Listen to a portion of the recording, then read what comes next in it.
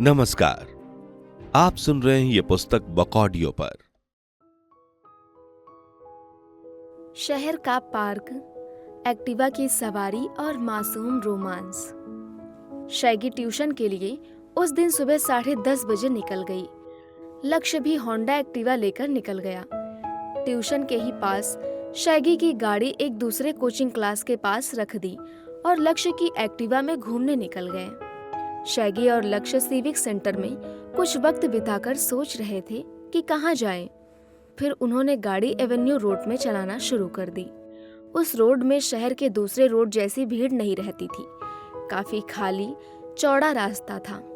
वहां से गुजरते हुए उन्हें तालाब सा लगा पार्क दिखा, तो दोनों पार्क के बाजू वाले रास्ते से सीधा गाड़ी लेकर पानी के पास आ गए। वहां लक्ष्य की गाड़ी के अलावा कोई गाड़ी नहीं थी। लक्ष्य ने गाड़ी लॉक की और दोनों थोड़ी देर वहीं घूमते हुए जगह का मुआयना करने लगे। सन्नाटे की मोहब्बत का संगीत। जगह काफी शांत और खुली खुली थी।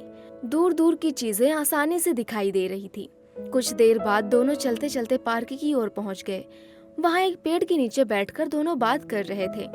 सुनसान पार्क होने की वजह से लक्ष्य थोड़ी दूर सरक कर उसके जांघ के ऊपर सिर रखकर लेट गया। शैगी ने भी ये सब स्वीकार किया और लक्ष्य के चेहरे पर बालों पर अपना हाथ फेरने लगी।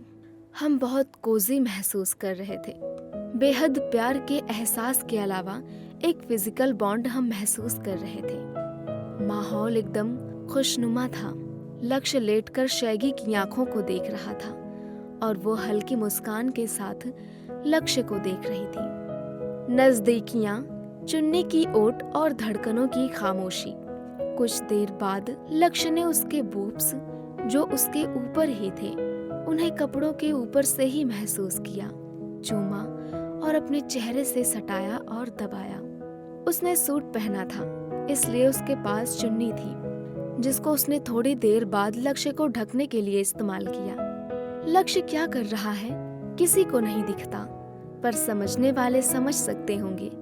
कुछ देर बाद जिस रास्ते से हमने अपनी गाड़ी डाली थी, वहां से एक 4 चक्का सुमो गई। हमें थोड़ा डाउट हुआ कि ये थोड़ी अटपटी बात है। जिस रास्ते के आगे रास्ता नहीं, वहां से वो गाड़ी क्यों जा रही है? हमने दिमाग नहीं लगाया और जिस मोमेंट को फील कर रहे थे उसे जारी रखा। लक्ष्य उसके गोद में फिर चला गया और बुब्स दबाता उसे किस करने लगा। शैगी की कुर्ती थोड़ी डीप नेक की थी, इसलिए भी उसके निप्पल्स ऊपर की ओर धकेलने से बाहर आ गए। लक्ष्य मस्त उसके निप्पल चूस रहा था। सिविल ड्रेस में खतरे की आहट। थोड़ी देर बाद जब लक्ष्य आसपास की गतिविधियां देखने के लिए बैठा, तो लक्ष्य ने एक आदमी को झूले के अंदर झांकते और इधर उधर कुछ खोजते देखा। फिर शैगी और लक्ष्य हर तरफ देखने लगे। असल में पुलिस वाले सिविल ड्रेस में पार्क में लड़के लड़कियों को पकड़ने के लिए घूम रहे थे, क्योंकि शैगी और लक्ष्य पार्क के सेंटर में एक जगह बैठे थे। शैगी और लक्ष्य घिरे तो हुए थे, लेकिन वो सब बहुत दूर थे, इसलिए उन्हें प्लान बनाने का समय मिल गया। सिस्टम का सामना जब प्यार जुर्म ठहराया गया। शैगी ने अपने फोन को साइलेंट किया और लक्ष्य को दिया। लक्ष्य ने उसे अपनी अंडरवियर के अंदर डाल दिया। लक्ष्य ने अपने फोन में अपने दोस्त का नंबर पापा के नाम से सेव कर लिया। ये सब करके दोनों रिलैक्स बैठ गए थे। फिर दोनों उठकर जा ही रहे थे कि एक लेडी आकर बोली, उस तरफ चलो, हमारी मैडम आपसे बात करना चाहती हैं। जब हम वहां पहुंचे तब हमसे बहुत सारे सवाल पूछ पूछ कर इंट्रोगेट करने लगे। उन लोगों ने हमें बोलना शुरू किया, रेस्टोरेंट में क्यों नहीं मिलते, यहाँ पार्क ही क्यों आए, तुम जैसों की वजह से फैमिली वालों को शर्म आती है और वो लोग नहीं आते। फिर उन्होंने पहले पकड़े गए लोगों के घर पर कॉल करना शुरू कर दिया और उन्हें पुलिस स्टेशन बुलाया, ताकि परिवार वालों को भी लड़के लड़कियों को साथ में देखने का मौका मिल सके।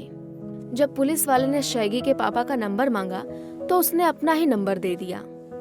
उसके कॉल करने पर जब जवाब नहीं आया तो शैगी उनको समझाते हुए बोली, ड्यूटी से आए होंगे, थक कर सो रहे होंगे।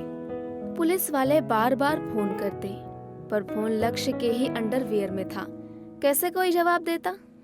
जब उसने लक्ष्य के फोन से पापा नंबर पर कॉल किया तो लक्ष्य ने धीरे से अपने दोस्त को अपनी सिचुएशन बताई और वो समझ गया और रायपुर में होने वाला बहाना बताया। सच्चाई छिपी नहीं थी, सिर्फ अपमान टाला जा रहा था।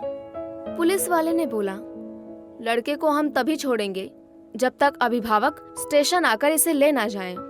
लक्ष्य समझ गया था पुलिस वालों का इंटेंशन। वो उनको घर वालों के सामने जलील होते देखना चाहते थे। पार्क में इस तरह इंट्रोगेट करना, सामान की तलाशी लेना, बैग चेक करना और घर वालों को बुलाना, ये सब मानसिक प्रताड़ना देना इन्होंने जैसे पुलिस का कर्तव्य समझ रखा था। जब भिलाई की पुलिस का एक डिपार्टमेंट, जिसे इन लोगों ने महिला सेल नाम दिया था, वो मुजरिम पकड़ने के बजाय सिर्फ पार्क में ही गश्त लगा रहे थे। लड़के लड़कियों को पकड़ना और उनकी सच्चाई उनके घर वालों को बताना अब इस सेल की ड्यूटी हो गई थी।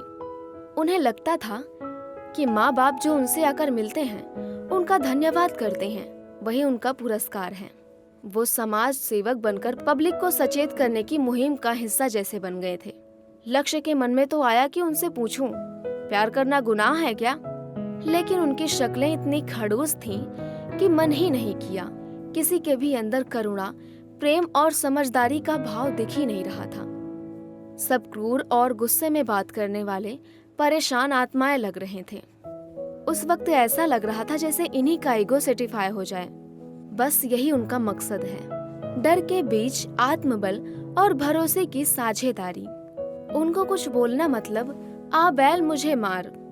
शैगी थोड़ी भी नहीं घबराई। वैसे मन ही मन लक्ष्य तो डर रहा था, लेकिन शैगी का कॉन्फिडेंस देखकर लक्ष्य को भी शांति मिलने लगी। लक्ष्य भी बिंदास हो गया। क्या ही कर लेंगे ये लोग सोचकर अपना समय उनको देने लगा।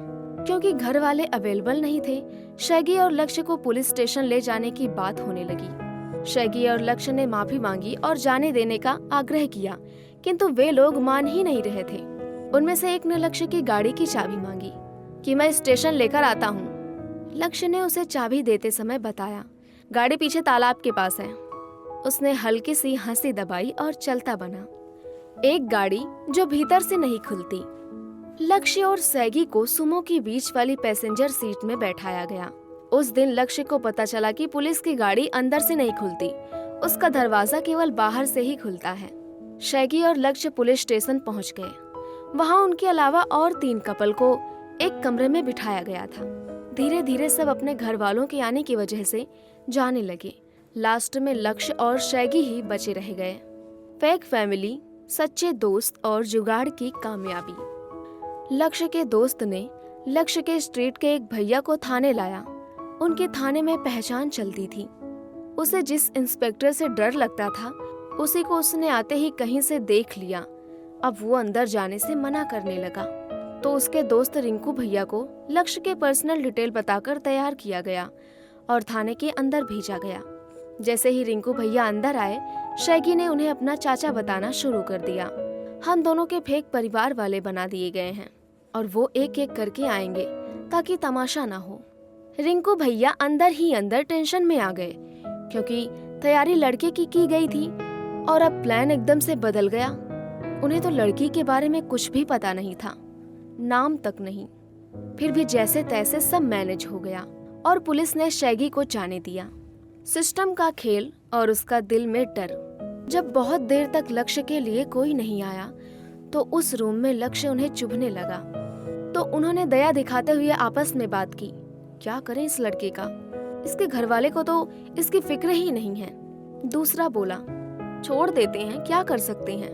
पहले वाले ने लक्ष्य का पर्स चेक किया। उसमें उसे फॉरेन करेंसी के 3-4 नोट दिखे। तो उसने लक्ष्य से पूछा, क्या तुमको पता है फॉरेन करेंसी रखना जुर्म है? तुम्हें तस्करी करने वाला समझकर तुमको जेल में डाला जा सकता है। लक्ष्य ने हल्की सी स्माइल देते हुए कहा, क्या सर, आप भी अच्छा मजाक करते हो।